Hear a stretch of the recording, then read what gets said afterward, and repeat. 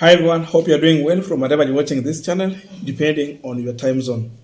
Now, there was a plan to decongest Nairobi city, organize it so that it can look in a certain way whereby we have all other international cities.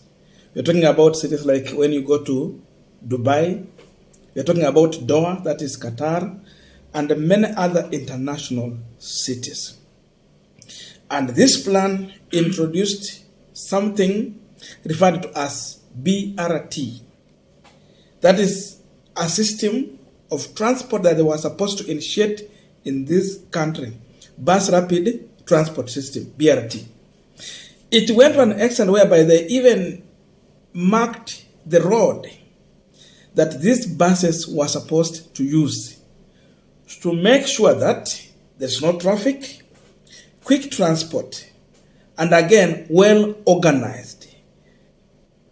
This move also was meant to kick out the matatus that have been hooting, moving around the city in a disorganized manner, a lot of noise, and even causing traffic jam, accidents. This move was thwarted by some individuals in the transport industry, the matatu operators, the owners of matatu. They made sure that they are frustrating this plan. And indeed, it was frustrated because the first time it was supposed to be introduced during the Kidero era, it failed. It came to Mike Sonko era. Sonko tried, but everyone was against him because these cartels, they were of course using the matatu operators to blackmail Mike Mbuvi Sonko. So it failed. Now it came to the super governor, Johnson Sakaja.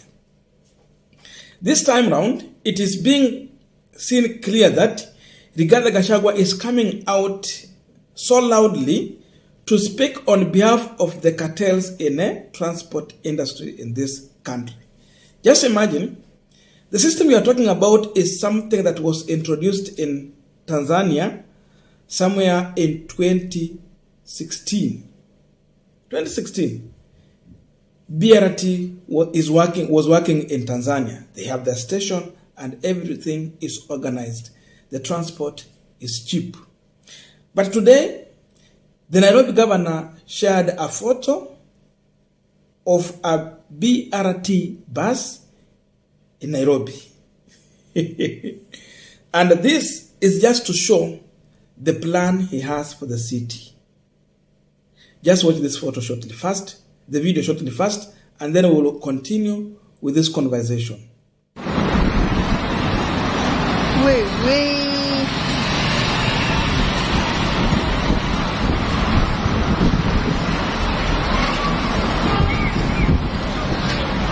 Akisini kali.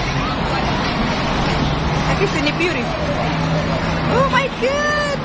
Akimama inakaa poa gay. Hey. Okay. Now we are continuing with our panel discussion, but just a quick request. For those who are watching and you're not yet subscribed, please consider subscribing. To our channel subscribers, thank you so much. And again, to all our viewers, please give this video a thumbs up. Thank you, and back to this discussion. Now you can see clearly where the war against Sakaja from few individual cartels in this country is coming from and where they're heading to. Wamekanyaga mguu chini, wamesema tu lazima wapige Sakaja vita, biashara yao iendelee. The whole problem is that they want to protect their business. It does not matter how they are doing it, but their aim is to protect the business. Because Sakaja has come and his focus, his mind is very clear. He wants to implement the bus rapid transport system in the city. That Kenya should be where Tanzania is when it comes to transport within the city. So he's not going back. He's determined. And the good thing about Sakaja is that he has the support of the president. That's why we say that Sakaja should shorten the distance between the city hall and the Upper Hill house. Afanye ule mwendo wa kutoka City Hall kwenda State House ikuwe mfupi zaidi, na wachana na kelele kutoka Karen. The noise that is coming from Karen, awachana na Gachagua, to forget about him and focus on working for wananchi within Nairobi, but then again shorten the distance between City Hall and the State House. He will work easily in Nairobi. So the whole plan here is to implement what is already happening in Tanzania. So that when someone is going to the city, you make it easy, no traffic. Within a short time, you are in the city. If you want to get out, no traffic. Even those who want to travel to the airport, JKIA, they can easily get there and catch up with the flight without wasting time. I'm sure there are so many people who have always missed the flight because of the traffic in Nairobi. This kind of transport system, it was meant to help the poor of the poorest, first of all. Why? This system, if you check even in Tanzania, the charges are very low.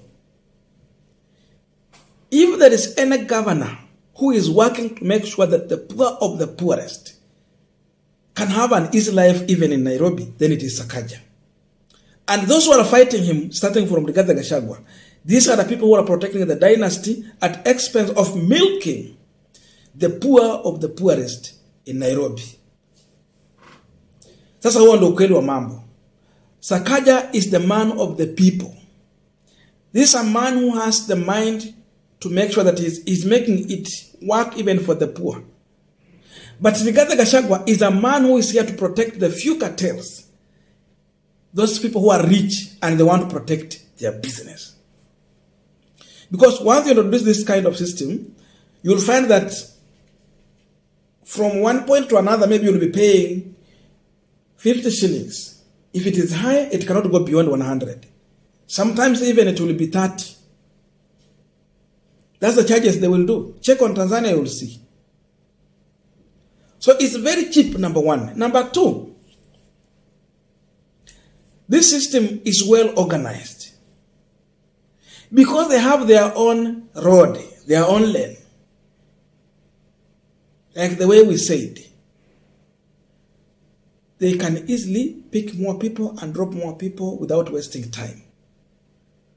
Some people even have missed to catch up with the buses for those who are booking. Like, for example, Easy Coach. Yeah, I'm the one, in fact, I'm a victim. I've missed twice. Una book ticket, lakini jam tu inakushika, and then you miss your bus when you are going to Western. I have missed twice.